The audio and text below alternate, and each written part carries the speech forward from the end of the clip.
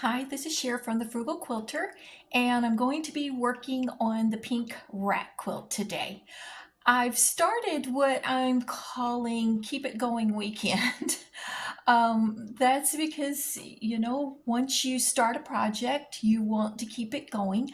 I have a tendency to have a lot of works in progress at the same time.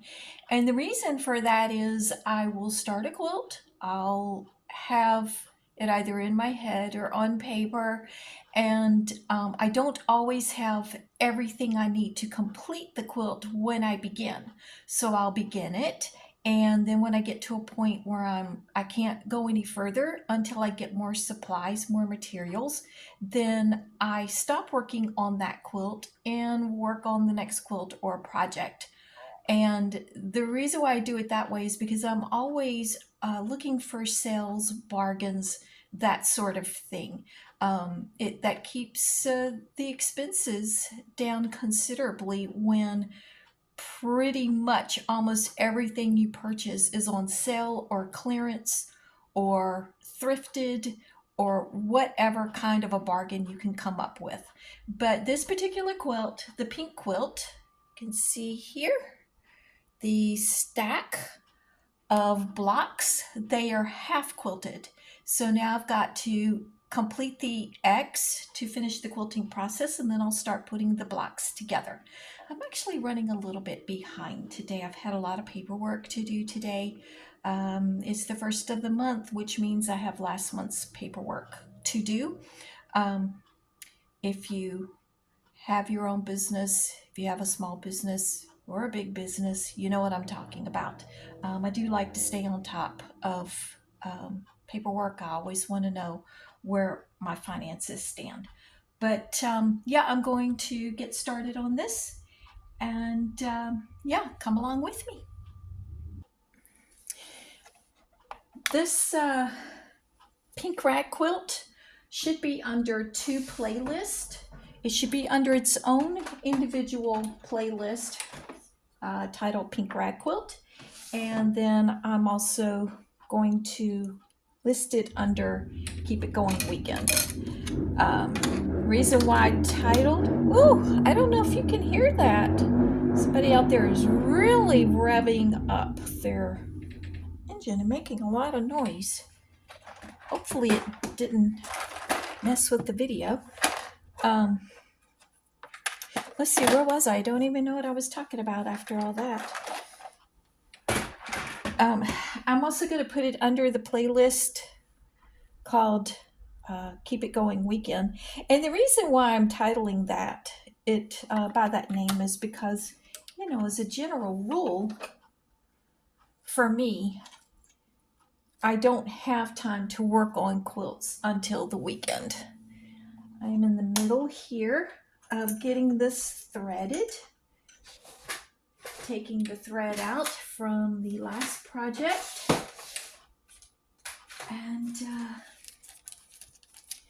getting it threaded and ready to go here to continue working on that. This here is the monofilament thread that I was using on my last project.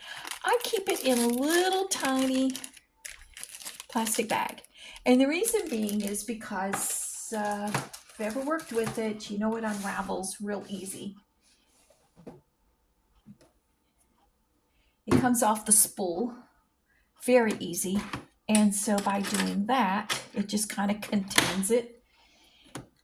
And I believe I've shown you my trick before for large spools of thread that don't actually fit on my machine. Let's see. I take this here that is supposed to be used for when you want to stand your spool upright. I put that on it, and then I take two ends here that are to hold your spool in place, and I use it to, I put it both on top here. Let me show you. See, like this, both pieces, and then I will run the thread through there so it gives it just a little bit of tension, then run a thread and through the top here and just thread it like you normally would. I hope that made sense. You might be able to see it a little bit in action here. So just run it through the top and then go forward with regular threading. And that has always worked well for me. You can buy things to be able to use, various gadgets to be able to take a large spool like that and use it on your regular sewing machine. But this is a method that works well for me.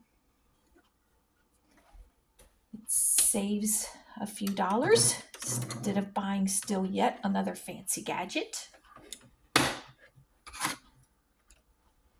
I'm always frugal whenever possible. There's some things you just can't escape when it comes to quilting. There are just some things you actually need. Yeah, I know, I'm all over the place here looking for, I need a piece of scrap fabric to check to see if it's threaded well. Okay, and I've got to change the settings here. I'm going to put it on, let's see here. Did I do a 2.5 or a 3? Test it out. Stitch width is 0.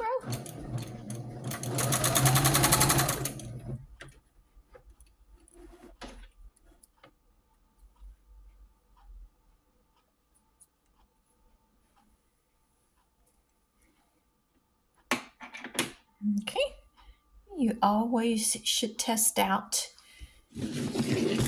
anytime you rethread your machine. Test it out, make sure, because if by chance you didn't quite catch it through the tension and let's see, I'm trying to think what they call them. I can't remember the exact name of it, but it has to go through these 2 discs. Maybe that's the word I'm looking for in order to get the proper tension. And so you just always want to check whenever you thread your machine, just to make sure that it has gone through the tension disc. I think that's the correct terminology, properly. Because once you start sewing and then you discover that you didn't get it through the tension disc properly, then you've got to undo all those threads and you're just causing yourself a lot of misery for no reason. Gonna needle down and back stitch a little.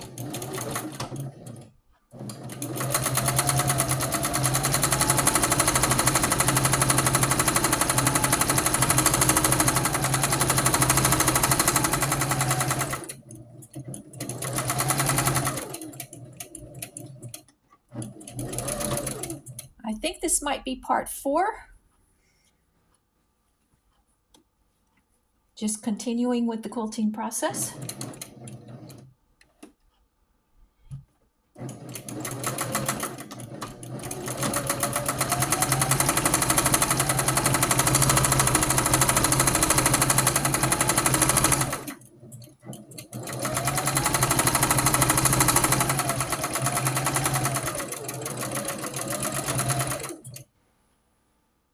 Now, something I want to point out when you are quilting your blocks, making the X like this for a rag quilt, is when you are quilting it, try to hold the block out straight. If you don't, sometimes the fabric will shift a little bit. Now, I am using a walking foot, which helps feed all 3 layers because I have 3 layers here. See, I have the batting in the middle. And then one side here and then the other side here. So it's 3 layers, but it still can do some shifting.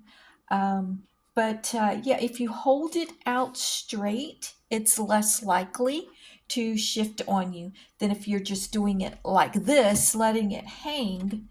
You'll just get a slightly better result if you can hold your block out as it's feeding through the machine.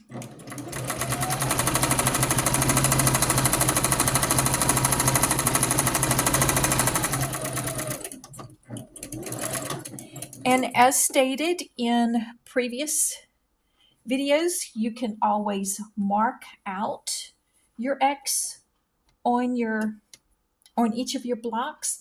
I just eyeball it.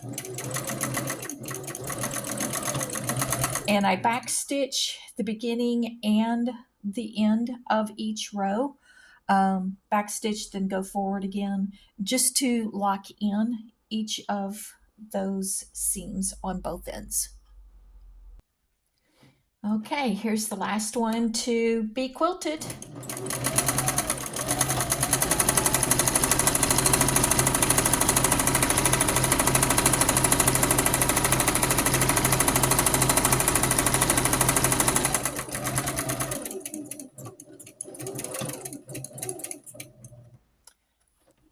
Okay, all 48 blocks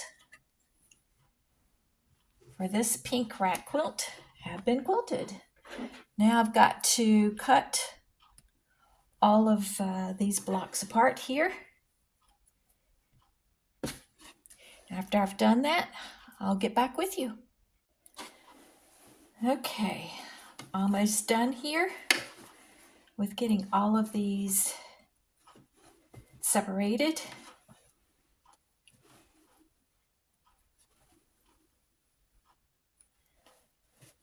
And here's the last one.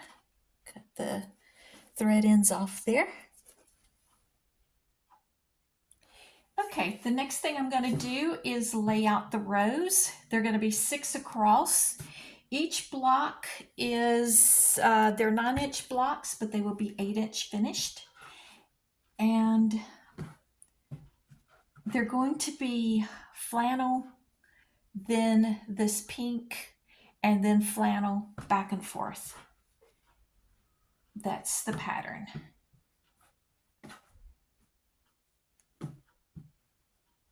Okay, let's see. 1, 2, 3, 4, 5, 6. Back and forth. That's row 1. And then the next row, and I've got to make sure that I didn't use, see, I've got some that are flannel on both sides. So I don't want to use those, like take this here that has the print side. I don't want to use the flannel as the top side for any of them that have the print. So to make sure I don't accidentally do that, I'm going to first separate them into 2 different stacks. One stack will be with the print on one side, the swirly print, and then the flannel on the other side. The other stack will be where it is the flannel on both sides. That's just to prevent me from accidentally doing that and then perhaps totally finishing the quilt or getting close to finishing it and then discover that I don't have enough of this here because I actually used that side for the top side.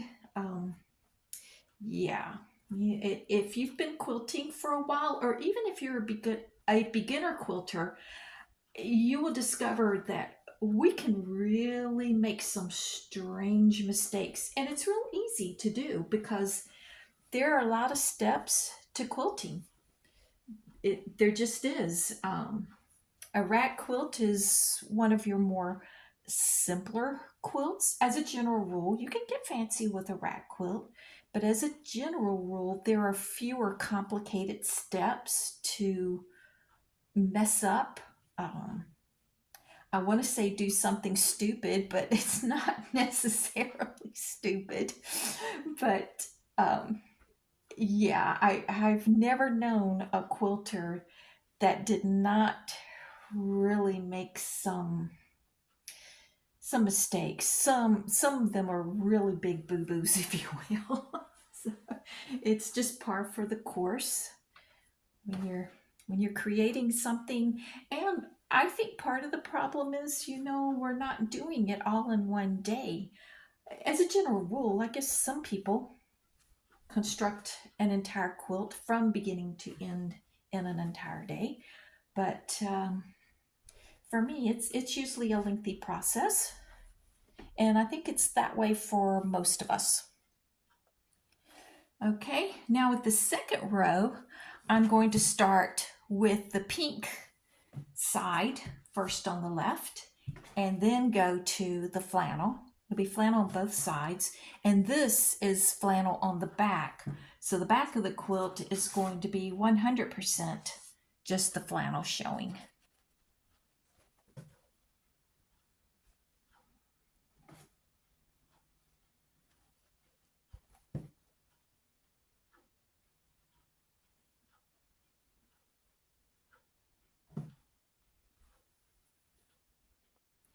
And then swapping back again, starting the third row, starting with the flannel. And that's just what I'm going to be doing, is alternating each row. There's going to be 8 rows down. And so I'm going to get these completed, and then I'll get back with you. Okay, I've got all 8 rows laid out here. Let me show it to you. Well, let me show it to you this way. I think you'll be able to see it better. There it is, all of the rows. One big mess at this point. Doesn't look like a quilt, does it? But what I'm going to do next is I'm going to put them in stacks, and I'm going to number them. Row 1, 2, 3, 4, 5, 6, 7, 8. And then when I actually start putting the blocks together, I'll already have the sequence laid out for me. Okay, here's the 7th row here. Already done the 8th row.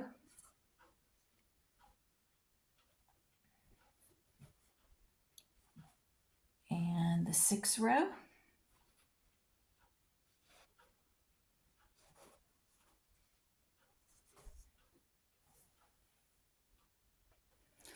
Okay, here's the stack of the rows separated by these papers here.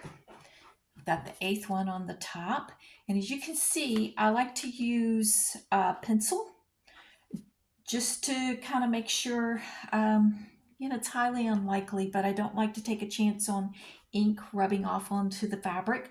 I use pencil, and then even further, I have the pencil part sticking out. Just again, even though pencil will wash out, I just take extra precautions like that. And I just use a straight pin to attach the row number on a piece of paper to each of the rows. And there it is. It's all officially quilted.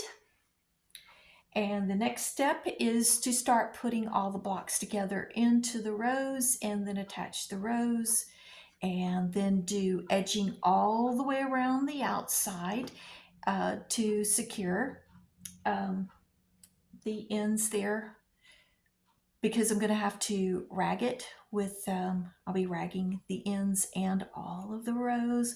When I get to that, that's kind of like back-breaking, hand-breaking work at that point. But you'll want to use a stitch all the way around the parameter, and then you can snip up to that stitch but not into the stitch, and it just helps give stability to the ends of the quilt. And you'll see all of that when I get to it. This is all I'm going to be doing today. I'm running a bit behind on things I need to accomplish today. I would have liked to have gotten more done on this, but well, what can I say?